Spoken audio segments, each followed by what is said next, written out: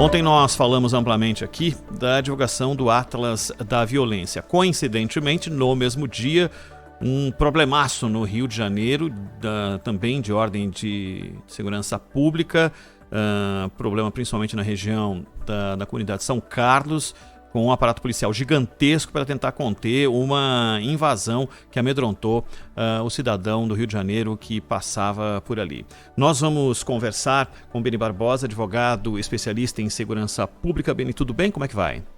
Boa tarde, Ronald. Boa tarde, Zaidan. Tudo ótimo. Boa tarde. Como é que você recebeu, num mesmo dia, um conteúdo tão grande? Primeiro, a divulgação do Atlas da Violência, revelando números importantes de segmentos da sociedade mais atingidos, principalmente por homicídios, e, paralelamente, no Rio de Janeiro, acontecendo tudo aquilo que a gente viu nas imagens divulgadas ontem.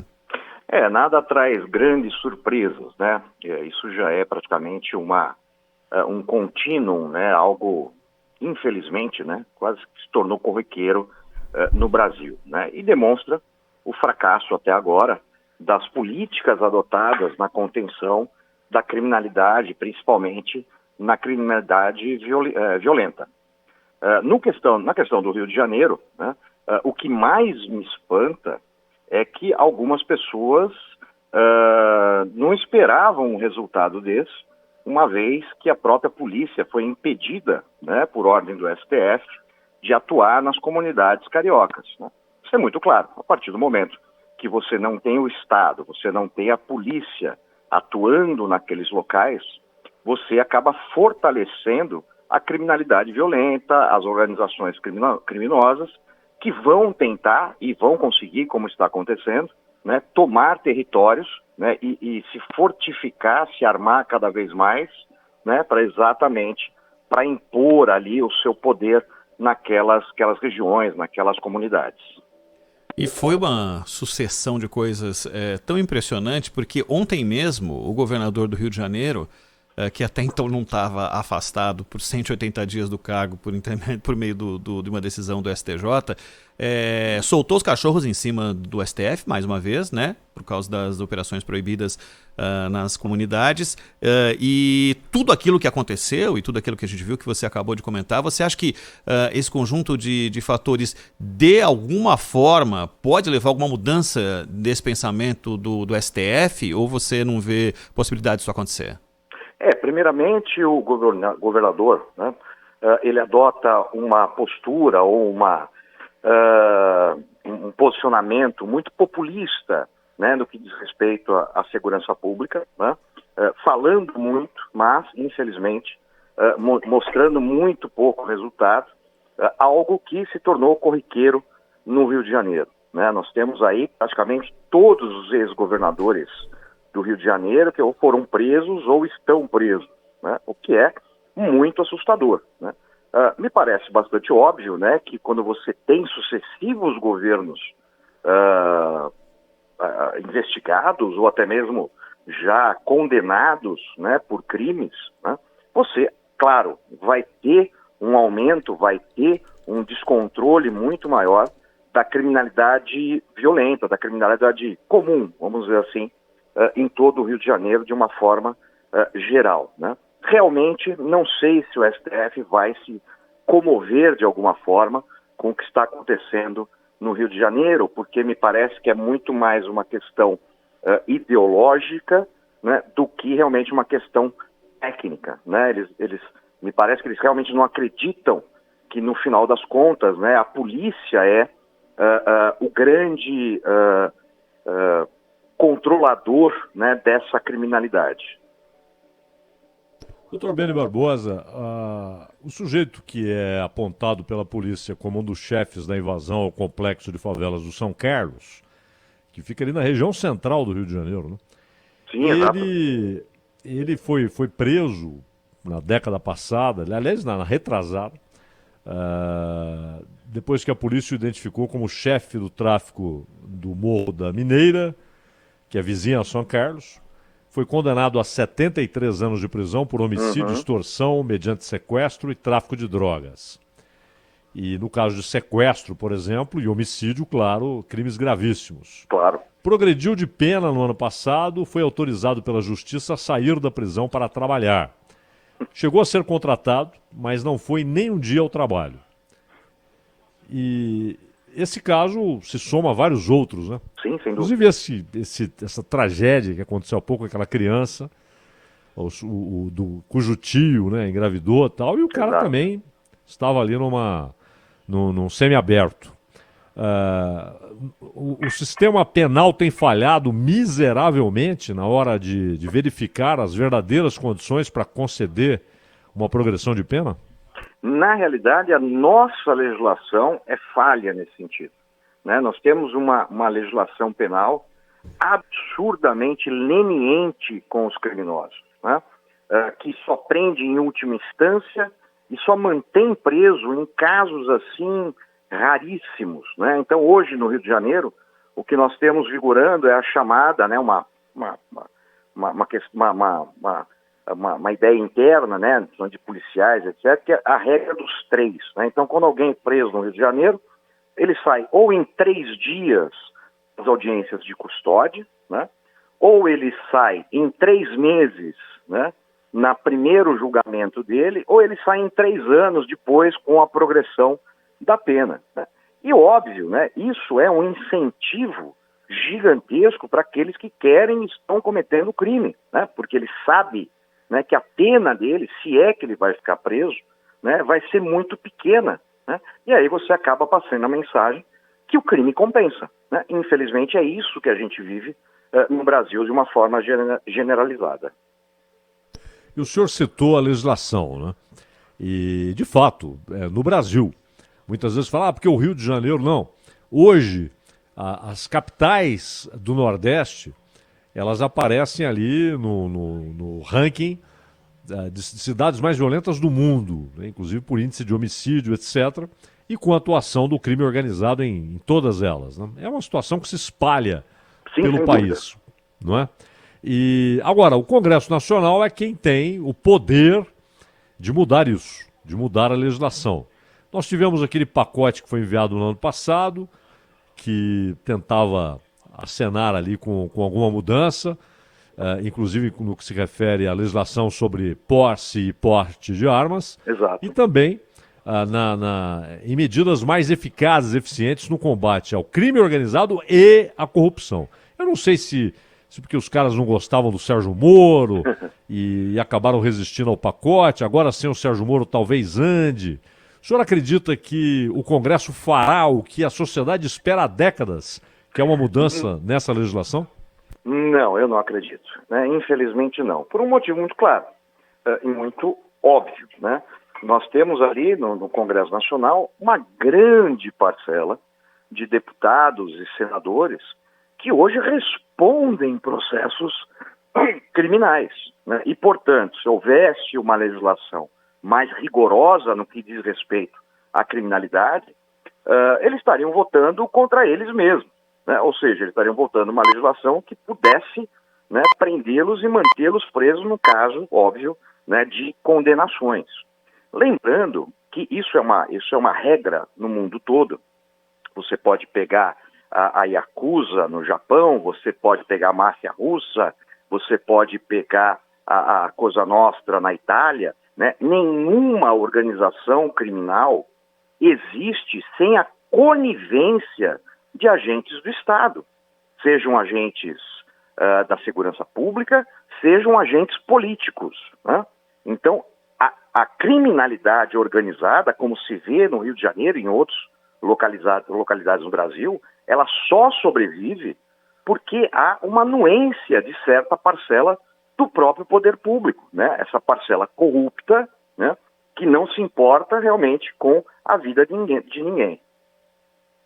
Os números do... Diga, Zaidan, pode dizer. Não, por favor, Ronald, por favor, depois eu falo. Ainda voltando ao Atlas da Violência, falando, na verdade, especificamente sobre o Atlas, e a gente não teve oportunidade ainda de conversar com um especialista como o senhor, falava de leis e do nosso problema de leis que sejam mais duras. O volume crescente de mortes de negros e, na última década, de 8 a 18, com esse salto de 11,5%, inversamente proporcional à morte de brancos? Tem a ver com lei ou tem a ver com um problema social? Vamos lá.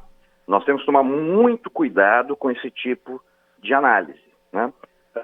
Eu sempre fui um grande crítico, né, das análises feitas nesse mapa da violência, né, pelo Fórum Segurança Pública, né?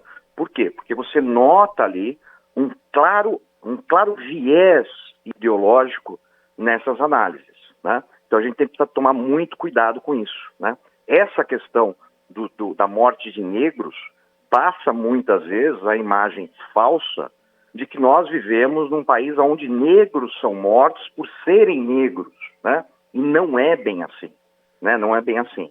O que você tem, realmente, né, é uma parcela das pessoas negras, inclusive eu nem gosto, né, de usar esse termo, porque eu acho que pessoas são pessoas, né, independente de qualquer coisa, que estão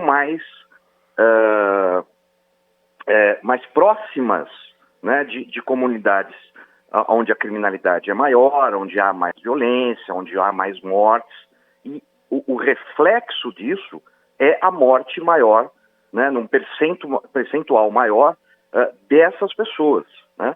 Então, na realidade, ele não morre porque ele é negro, ele morre porque está inserido, né, numa cultura, numa sociedade, numa comunidade onde a criminalidade é maior. É uma né? questão social, então. Ele está mais questão próximo social, da pobreza. Não é, exato, é uma questão social, não é uma questão racial, né? Então, se você pegar negros em bairros nobres, né, do Brasil, você não vai ter um índice maior de homicídios por causa disso. Então, não é um problema, né, racial, é um problema realmente social, né? Eles estão inseridos, né, num local, em comunidades, em localidades onde a criminalidade é maior, onde os homicídios são maiores, né? E isso precisa ser analisado de uma forma mais correta. Infelizmente, no Brasil, é muito difícil encontrar esse tipo de análise. Zaidan. Agora, doutor Beni Barbosa, o senhor citou aí o olhar ideológico, né? E com relação ao Supremo, a decisão tomada, por exemplo, especificamente em relação ao Rio de Janeiro, eu queria saber sobre dois aspectos. Primeiro, se na opinião do senhor, se é muito mais uma posição ideológica do Edson Fachin, muito mais do que uma visão jurídica à luz da Constituição, que é o papel dele, ele é pago para julgar à luz da Constituição, né? Se o senhor enxerga ali que há uma visão ideológica, e segundo, essa interferência, ela é respaldada pela Constituição? Isso é um assunto muito, muito, muito complexo, né? Então, assim, primeiro, né, para mim me parece muito óbvio que esse tipo de decisão ela é respaldada única e exclusivamente, né, numa ideia própria, ou seja, numa ideologia, né? Eu não acredito que a polícia intervindo nessas comunidades ela traga algum benefício. Eu acho que ela traz um malefício, o que não tem nenhum respaldo técnico, né, no mundo todo, né? Qualquer localidade que você retira a polícia, imediatamente você tem um crescimento nos homicídios, em toda a criminalidade violenta de uma forma geral, né? Então, tecnicamente, isso não tem nenhum respaldo em nenhum estudo, nenhum caso do mundo, né? Realmente, né, o STF ele deveria estar preocupado com questões constitucionais. Infelizmente, isso não é hoje o que acontece. O que acontece é que o STF está se arvorando, né, de um poder administrativo que ele não tem. Ou seja, agora eu decido, né, o que o Estado A, o Estado B, o Estado C vai fazer no quesito segurança pública, né? O que não é uma incumbência do STF, é uma incumbência dos Estados. Desde que isso não represente uma violação constitucional, né, e claramente, né, a atuação da polícia nas comunidades cariocas não violavam nenhum preceito constitucional, né, isso não poderia ter sido impedido, mas foi, né? Agora, voltando àquilo que o Ronald perguntou, de fato há a questão econômica e social, isso é indiscutível. Agora, não há diferença na abordagem inicial, claro, se o sujeito é uma figura pública, imediatamente reconhecido é uma coisa, mas na hora da abordagem, a cor da pele influencia na maneira como a polícia faz a abordagem, pela experiência que o senhor tem no assunto, pelos casos que o senhor conhece? Olha, primeiro que assim, né, uma grande parcela hoje da polícia militar, tanto do Rio de Janeiro como de outras polícias militares, como por exemplo no Nordeste, né, você tem uma parcela muito grande, né, de policiais que são negros. Né? O que você nota uma diferença de abordagem, né, é primeiro aonde aquela abordagem está acontecendo, né? E não é porque o policial, eu não enxergo como, o policial é preconceituoso, é porque é negro, é porque é pobre, né, porque está na periferia. Não, é porque ele sabe que numa abordagem dessa, né, o risco dele se deparar com um criminoso é maior do que numa área mais pacificada, numa área de classe média, de classe alta. Né? Deveria acontecer isso? Não, não deveria. Né? Mas a gente tem que trabalhar com a realidade. Né? Não podemos, né, varrer as coisas para baixo do tapete, né, e fingir que isso não acontece. Acontece, né? Mas a gente tem que entender também, né, por que o policial age daquela forma. Né? O policial ele também está... O Brasil é o país onde mais, no mundo, mais se matam policiais. Né? Isso não acontece em nenhum outro lugar do mundo. Né? Ou seja, o policial também está sob pressão diária, né? Então ele acaba, óbvio, né, escolhendo estereótipos, né, aonde ele sabe que a ameaça potencial pode ser maior, né? Então tudo isso precisa mudar. Nós conversamos com Beni Barbosa, advogado especialista em segurança pública. Beni, muito obrigado por mais uma vez nos atender aí para falar do assunto segurança pública. A gente volta a se falar a qualquer momento, tá bom? Eu que agradeço a oportunidade, um grande abraço, um bom fim de semana para todos. Para você também.